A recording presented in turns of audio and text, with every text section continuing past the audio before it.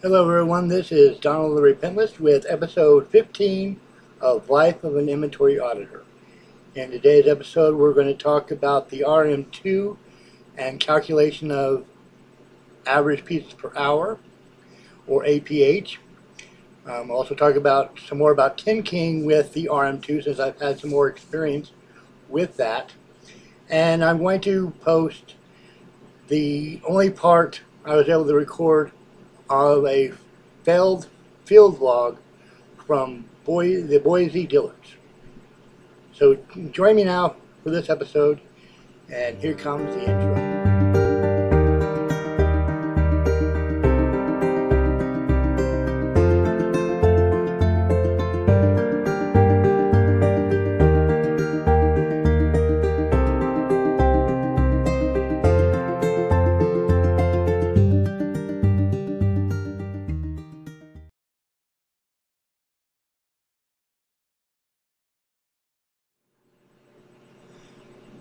In inventory auditing, one of the key things is to keep in mind is recording how many pieces per hour an auditor counts. In some companies it's called the count per hour.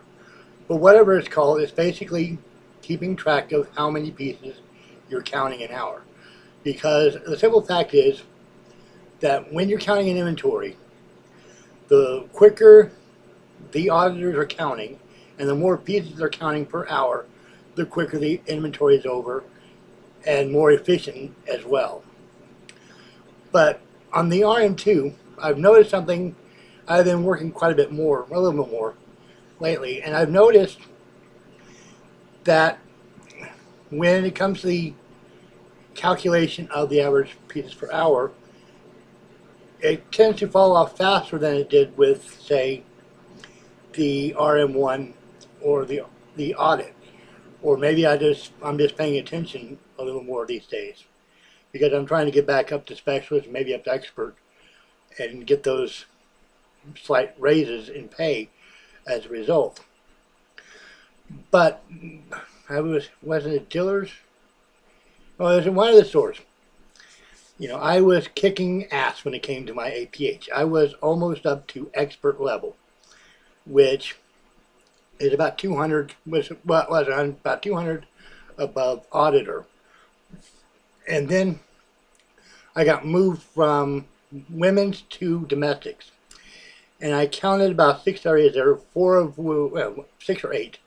6 of which were pillows on the wall.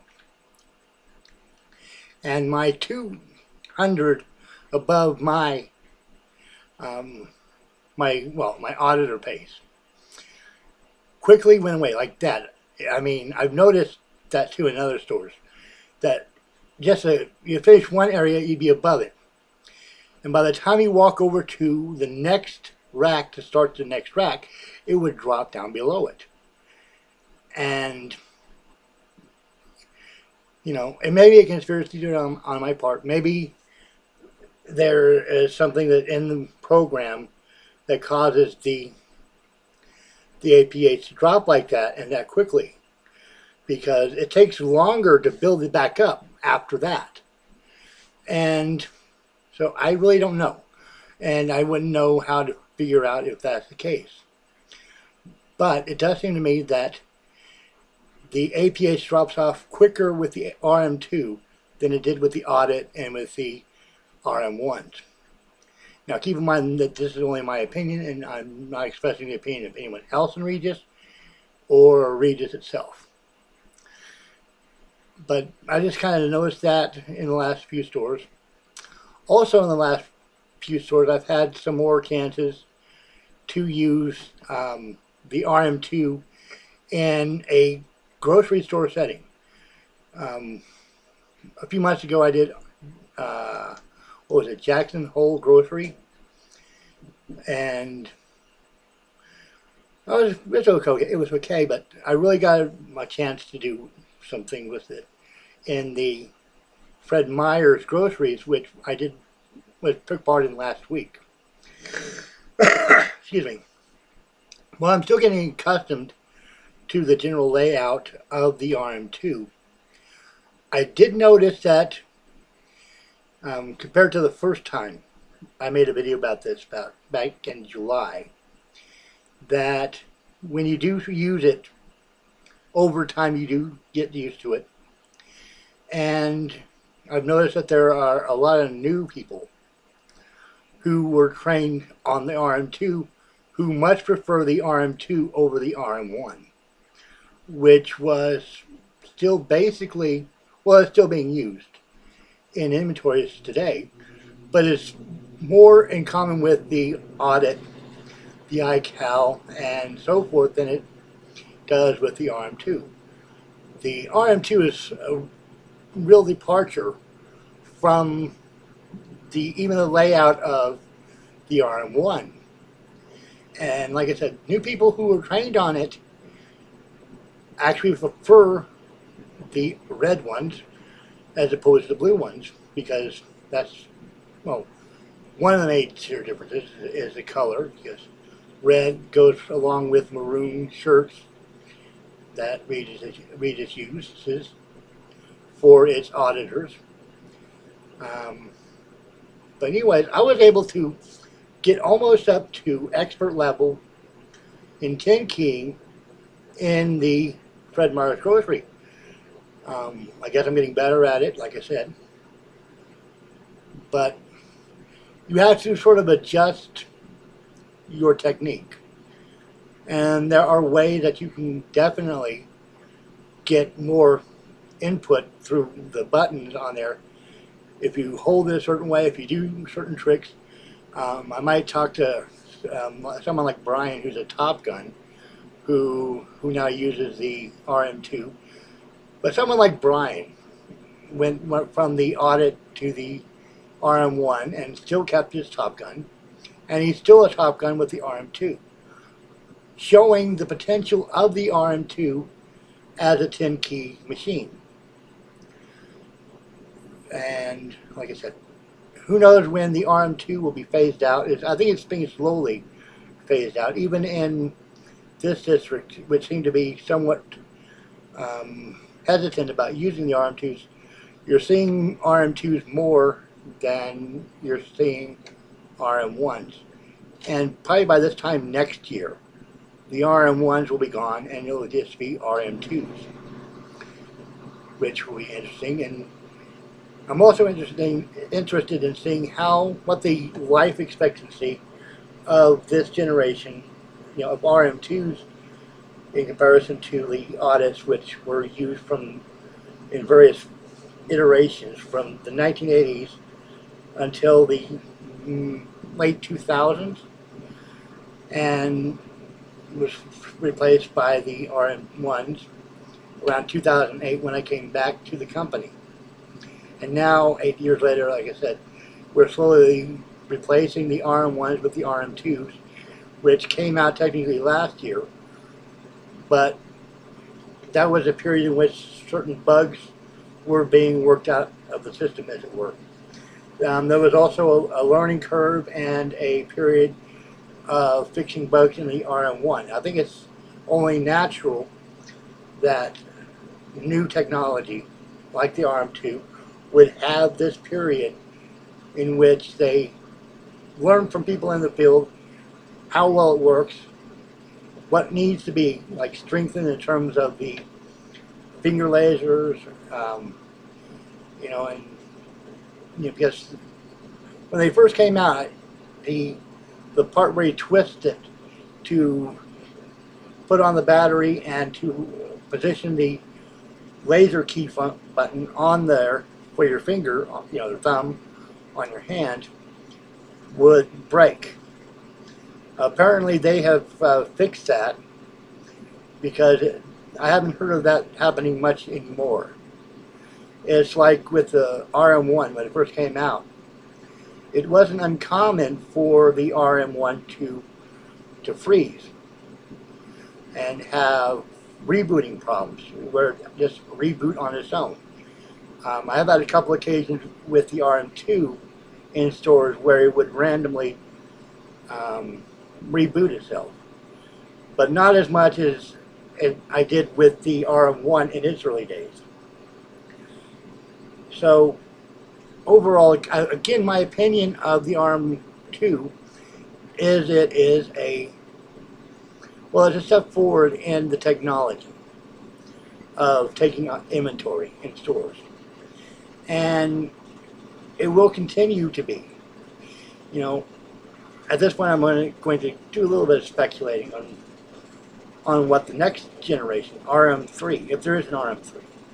Who knows? I mean, I heard recently that Walmart, one of Regis's biggest clients, is starting to experiment with internal audits rather than hiring companies like Regis to do their inventories for them.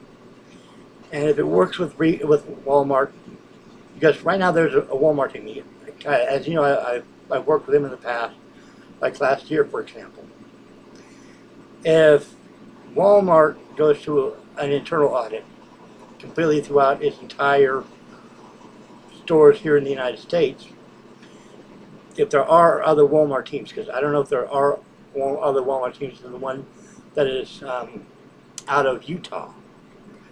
But if that happens, those teams would wake up and go possibly move to something like Target, Home Depot, or something like that, because there are dedicated Target teams, there are dedicated Home Depot teams, and I think there are some like Costco teams and Sam's Club and yada yada yada. But anyways, before I close this video, like I said, I'm gonna put in it's a brief little video I shot before the Dillard's in Boise. I thought I had filmed more than that, but either I didn't press the button right or something, and those parts that I tried to shoot after that didn't record properly. I only got this one like 30 seconds or so segment from there. But like I said, I'm going to put it on this video at the end. So